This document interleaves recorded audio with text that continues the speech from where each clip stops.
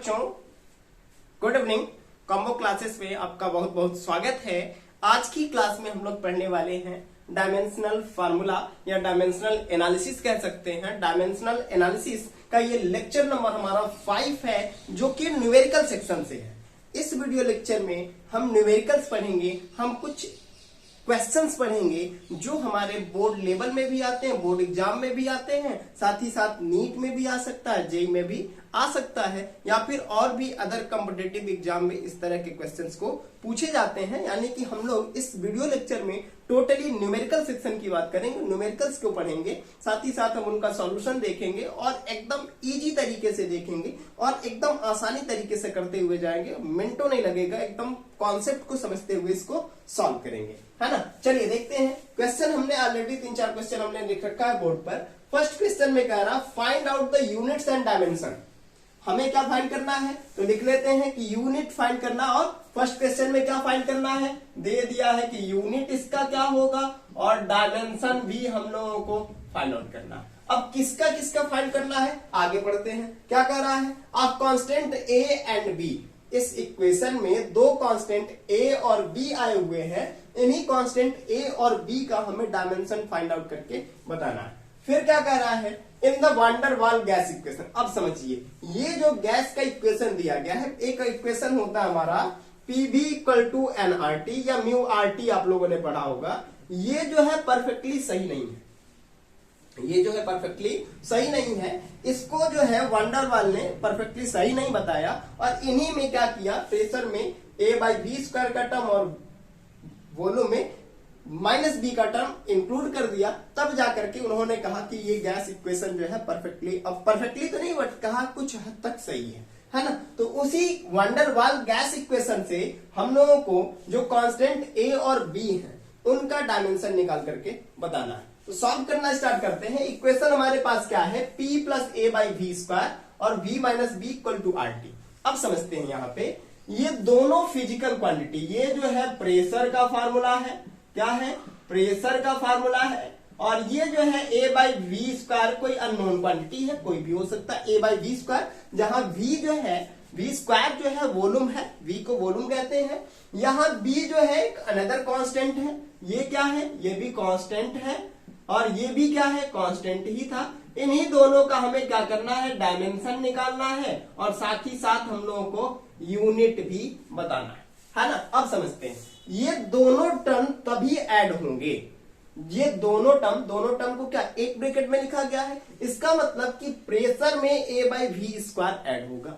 और हमें पता है कि वेरिएबल्स तभी ऐड होते हैं जब दोनों वेरिएबल सेम नेचर को है। इसका मतलब ये हुआ कि ये प्रेशर है और ये a/v² दोनों सेम नेचर के होंगे, तभी इनको ऐड किया गया है। सेम नेचर के होने का मतलब कि जितना डायमेंशन प्रेशर का होगा उतना ही डायमेंशन इसका भी होना चाहिए, तभी ये दोनों आपस में ऐड करके इस इक्वेशन में दिए गए हैं। उसी तरह से जितना वॉल्यूम का डायमेंशन होना चाहिए उतना ही ये कांस्टेंट b का भी डायमेंशन होना चाहिए, तभी इसको वॉल्यूम में से b को माइनस किया गया। इसका मतलब हमको मिल गया कि डायमेंशन ऑफ p जो मिलेगा वो क्या मिलेगा, डायमेंशन ऑफ a/v² मिलेगा।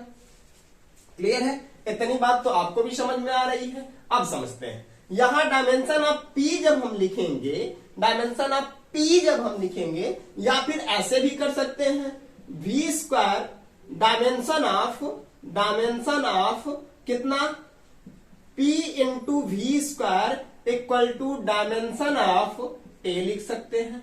अब डायमेंशन लिखते हैं तो लिखेंगे डायमेंशन p का जो होगा ml-1 और t-1, क्योंकि ये प्रेशर है।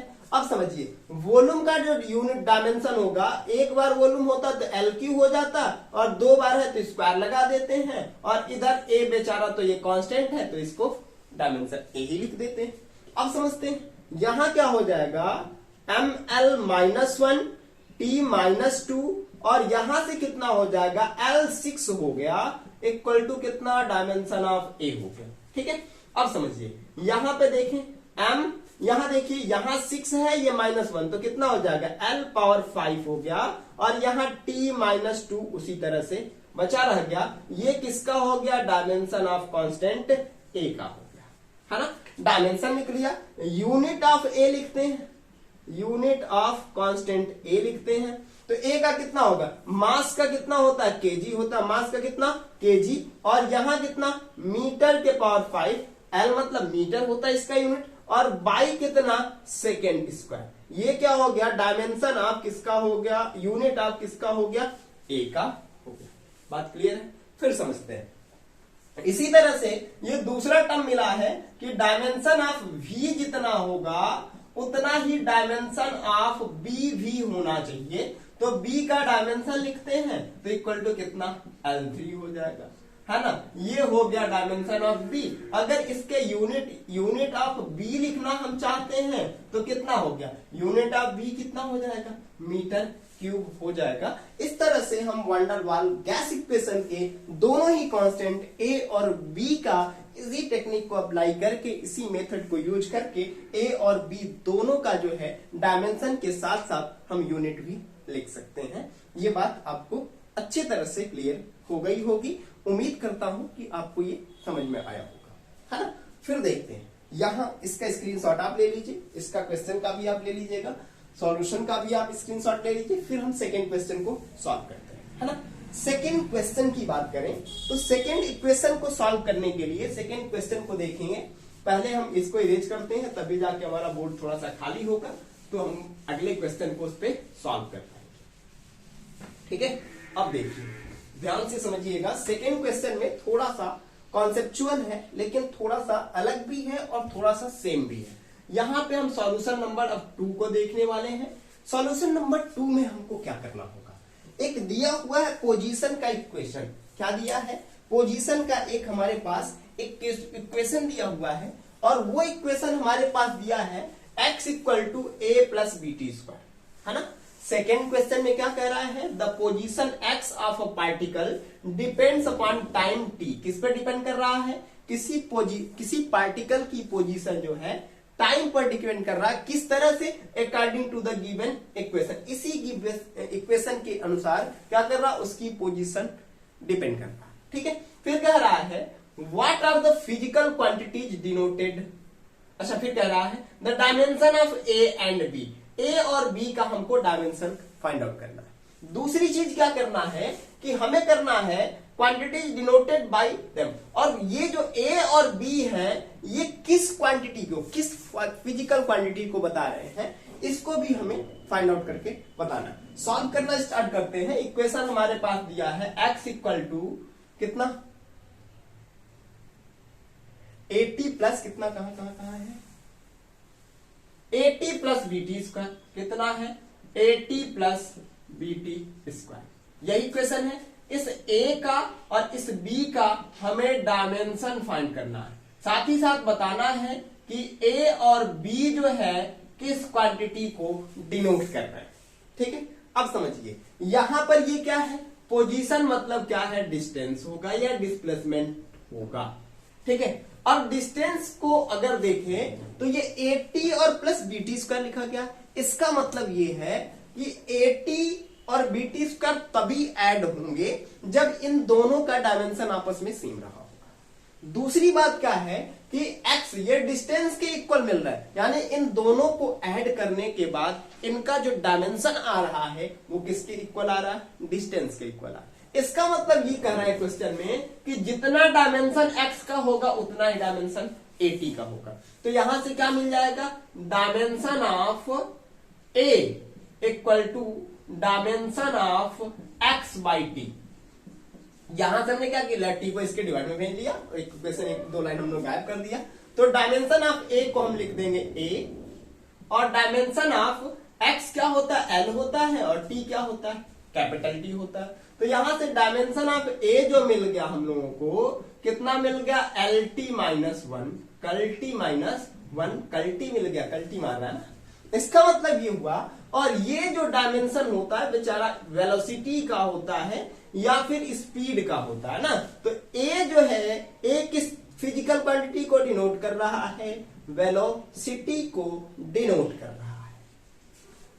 क्यों ए जो है वेलोसिटी को डिनोट कर रहा है? क्योंकि ए का जो डायमेंशन आया वो कितना आया, यहां से इसका हम जब यूनिट लिखेंगे तो क्या हो जाएगा, मीटर पर सेकेंड, और मीटर पर सेकेंड किसका यूनिट है, वेलोसिटी का है। इसका मतलब ए जो कांस्टेंट है वो किसको डिनोट कर रहा है, स्पीड या वेलोसिटी को डिनोट कर रहा है ना।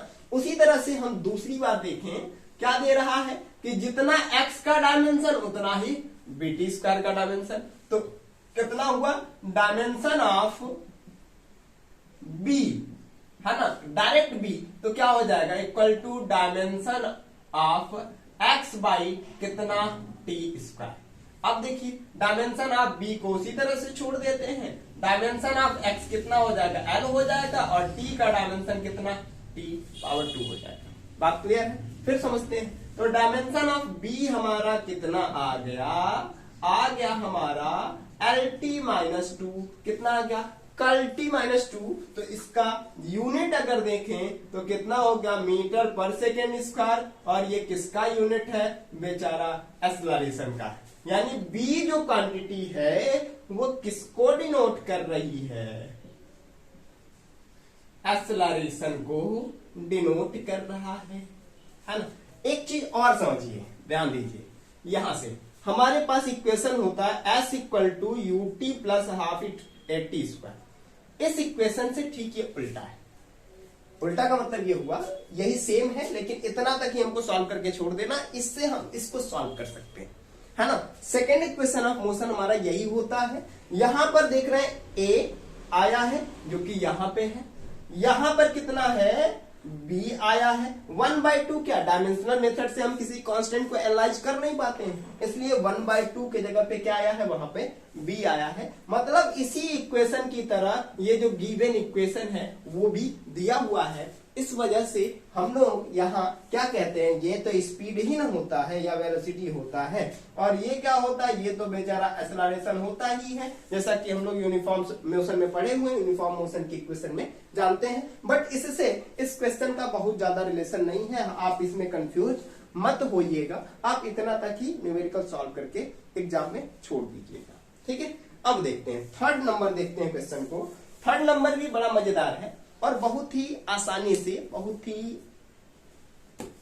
क्या कहते हैं इसको, बहुत ही शालीनता से उसको ऐड करेंगे, बहुत ही आराम से उसको भी सॉल्व करेंगे। इसका स्क्रीनशॉट आप ले लीजिए, तब तक हम इसको इरेज करते हैं, है ना। चलिए इक्वेशन आप थर्ड देखेंगे। थर्ड भी बड़ा मजेदार क्वेश्चन है ना। इस तरह का एग्जाम्पल अभी हम लोगों ने जब थ्योरी कॉन्सेप्ट, थ्योरी को क्लियर कर रहे थे, थ्योरी को पढ़ रहे थे, उस समय हम लोगों ने इस तरह का कोई भी न्यूमेरिकल अभी तक सॉल्व नहीं किया, ठीक है। आज हम लोग देख रहे हैं बहुत ही सातिर एग्जाम्पल्स, है ना। देखिए थर्ड क्वेश्चन हमारा, देखिए कह रहा find the dimension of A B C and D. A B C और डी इन तीनों का डायमेंशन फाइंड आउट करना है, और इक्वेशन हमारे पास दिया हुआ है, ये क्या दिया हुआ है, इक्वेशन नंबर, क्वेश्चन नंबर 3 का सॉल्यूशन देखा जाए तो कहा क्या है, v equal to A plus B T plus कितना c by D plus T, ये हमारे पास इक्वेशन दिया हुआ है, ठीक है। अब समझिए ध्यान से, क्या दिया हुआ है, जितना डायमेंशन v का होगा उतना ही डायमेंशन a का होगा, यानी कि डायमेंशन ऑफ v जो होगा वो डायमेंशन ऑफ a के इक्वल होगा। तो डायमेंशन ऑफ v क्या होता है, LT माइनस 1, और ये क्या होता है, a तो रहेगा ही। तो फर्स्ट डायमेंशन हम लोगों ने निकाल लिया, a का डायमेंशन हम लोगों ने। उसी तरह से जितना डायमेंशन bt का होगा उतना v का, तो b इक्वल टू क्या मिल जाएगा, v बाई टी। तो डायमेंशन ऑफ b को अगर लिखा जाए तो LT माइनस 1 अपॉन t, तो यहां से हो जाएगा हमारा b का डायमेंशन कितना, LT माइनस 2, कल t माइनस 2, ठीक है। ये b का भी डायमेंशन हम लोगों ने आराम से निकाल लिया। बहुत ही मजेदार क्वेश्चन है इस तरह का, बहुत ही सातिर भी है, बहुत ही कम समय ऐसा होता है, कम पेपर ऐसे होते हैं जिसमें इस तरह का क्वेश्चन नहीं पूछा जाता। अदरवाइज नीट जेई इन सब में इस तरह का एक क्वेश्चन रहता ही रहता है ना। फिर इसी तरह से देखें कि जितना डायमेंशन ऑफ v होगा उतना ही C by D plus T होगा।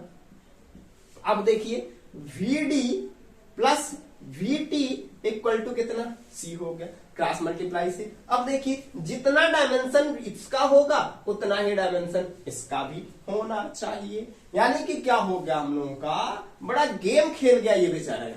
यहाँ पे क्या कर गया, ये तो गेम खेल गया। क्या हो गया, फिर से मल्टीप्लाई हो गया। अब हम इक्वल नहीं दिखाए, इक्वल तो दिखाए बट उतने से हमारा काम सॉल्व नहीं हुआ था। इस वजह से इस बेचारे ने गेम खेल दिया थोड़ा सा, है ना। अब देखिए जितना डायमेंशन C का होगा उतना ही VT का होगा, उतना ही VD का होगा। तो डायमेंशन ऑफ C क्या हो रहा है, डायमेंशन ऑफ VT हो रहा है ना। तो इस तरह से दिखा सकते हैं C इक्वल टू VT। लेकिन कभी भी ये न्यूमेरिकली सेम नहीं होगा, ये ध्यान रखने वाली बात है। कभी भी ये न्यूमेरिकली सेम नहीं होगा, डायमेंशनली हम सेम करेक्ट की बात कर रहे हैं, सेम की बात कर रहे हैं, है ना। तो डायमेंशन ऑफ C जो होगा वो कितना होगा, VT के इक्वल होगा। तो डायमेंशन ऑफ C V का कितना होता है हमारा LT माइनस 1, कल्टी माइनस 1, और इसका कितना होता है T। ये T और ये T कैंसिल, तो डायमेंशन ऑफ C कितना हो गया, डायमेंशन ऑफ C जो मिला हम लोगों को L मिल गया। क्लियर। यहां फिर समझिए, ये हम लोगों ने निकाल लिया। अब डायमेंशन ऑफ VD जो होगा वो क्या होगा, डायमेंशन ऑफ C के इक्वल होगा। तो यहां से D इक्वल टू मिल जाएगा C बाई V, और C का डायमेंशन हम लोगों ने निकाला है D, C का डायमेंशन हम लोगों ने निकाला L, और V का डायमेंशन निकाला LT माइनस 1। ये L से L कल्टी मार गया, तो D का जो डायमेंशन हो जाएगा वो कितना हो जाएगा, वो हो जाएगा इतना। बात क्लियर है। बहुत ही मजेदार क्वेश्चन था। इस तरह के क्वेश्चन को कॉन्सेप्चुअल बना करके रीजनिंग टाइप का हम लोग सॉल्व कर लेते हैं। ठीक है, चलिए फोर्थ क्वेश्चन को देखते हैं। कह रहा है find the dimension of A by B in the relation V equal to A plus B by T, है ना। इसमें हम लोगों को क्या करना है, A बाई B का जो है डायमेंशन फाइंड आउट करके बताना है। बहुत ही मजेदार है। A और B, A बाई B का हमें फाइंड आउट करना है। तो क्या करेंगे, इस तरह के क्वेश्चन में जैसे भी इस तरह का क्वेश्चन कहीं भी देता है तो आप तुरंत क्या करिए, पहले A का और B का दोनों का ही डायमेंशन निकाल लीजिए। क्या करिए, A और B का दोनों का डायमेंशन अलग अलग निकाल लीजिए। उसके लिए हम लोगों को क्या करना पड़ेगा, सबसे पहले इरेज करना पड़ेगा, है ना। तो आप इसका स्क्रीनशॉट एक बार ले लीजिए, फिर हम इसको इरेज करते हैं, है ना। चलिए स्क्रीनशॉट आई थिंक आप लोगों ने ले लिया होगा। अब इसको इरेज कर दिया जाए। ठीक है, चलिए देखते हैं इस क्वेश्चन को भी। बड़ा मजेदार होने वाला है ये भी क्वेश्चन, बड़ा आसानी से इसको भी सॉल्व करेंगे हम लोग, एकदम हंसते खेलते।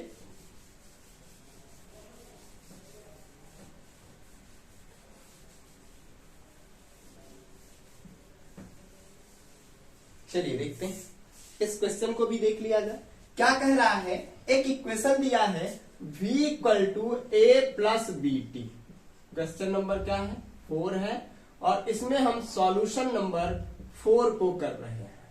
ये दिया हुआ है और कह रहा है कि dimension of A by B निकाल करके बताइए कितना होगा, है ना। चलिए, तो इसके लिए हम क्या देख रहे हैं कि जितना डायमेंशन V का होगा उतना ही A का होगा, और जितना ऑफ V का होगा उतना ही B इंटू T का होगा।